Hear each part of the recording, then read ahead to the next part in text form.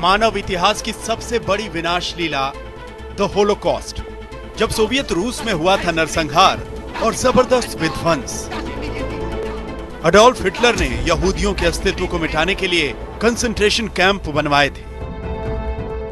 Joseph Stalin ने लाखों मजदूरों को अमानवीय यातनाएं देते हुए कुख्यात लेबर कैंप्स यानी गुलैग्स में बंद कर दिया था।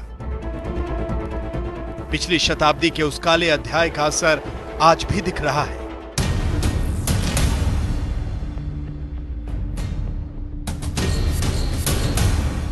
आधुनिक चीन में यह काला इतिहास खुद को दोहरा रहा है। यह सब हो रहा है चीन के राष्ट्रपति शी जिनपिंग की निगरानी में। चीन ने मानवाधिकारों का उल्लंघन करने वाले कैंप्स का पूरा नेटवर्क बनाया है। शिनजियांग प्रांत के पश्चिमी हिस्से में बना कैंप्स का यह नेटवर्क उइगर मुसलमानों के अस्तित्व पर संपूर्ण नियंत्रण करने के लिए इसे बनाया गया है।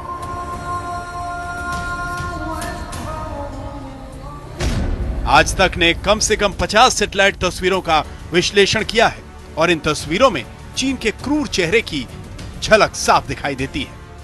चीन ने कई हाईटेक कैंप्स बनवाए हैं, लेकिन ये स्टालिन के गुलैग सिस्टम के तहत बनाए गए लेबर कैंप्स से कम नहीं है। This province has been subject to an unprecedented campaign of internment, sending between 1 and 2 million adults into internment camps in order to indoctrinate them.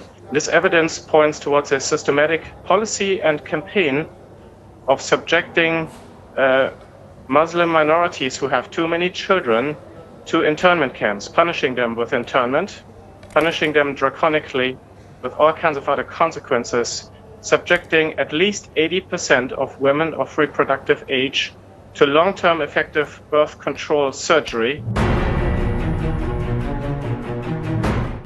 चीन में 10 लाख से भी ज्यादा उइगर मुसलमान इन कैंपों में बंद हैं। इन दीवारों के पीछे उइगर मुसलमानों को चीन की कम्युनिस्ट पार्टी की सरकार के कसीदे पढ़ने पड़ते हैं। उन्हें चीन की सरकार के प्रति पूरी आस्था दिखानी पड़ती है और उन पर अपने धर्म को त्यागने का दबाव हमेशा रहता है।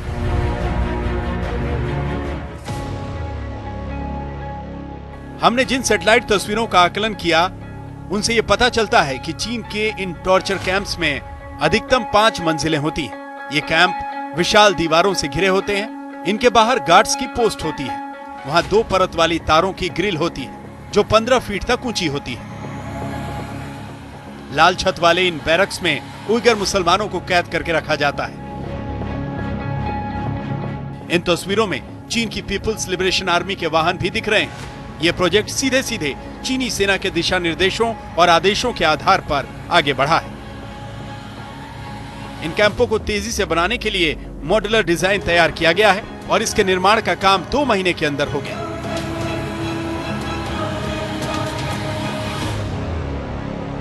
This brutal crackdown on excessive quote-unquote births in minority regions is part of its policy to try to control the Uyghurs.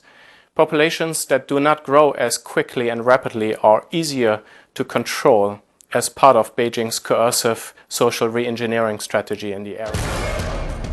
चीन की सत्ता पर बैठे लोग मुसलमानों के खिलाफ बनाए गए इन डिटेंशन सेंटर्स को री एजुकेशन कैंप्स कहते हैं। यानी चीन की सत्ता टॉर्चर के आरोपों से इनकार करती है और कहती है कि वो उइगर मुसलमानों को चीन के तौर तरीकों के हिसाब से शिक्षित कर रहे हैं। हालांकि चीन ने इस क्षेत्र में इस्लाम पर जो हमला किया है वो अपने आप में बहुत बड़ा है। शिनजियांग में उइगर मुसलमान अपने बच्चों के नाम धार्मिक आधार पर रखते हैं तो पूरा परिवार मुसीबत में पड़ सकता है।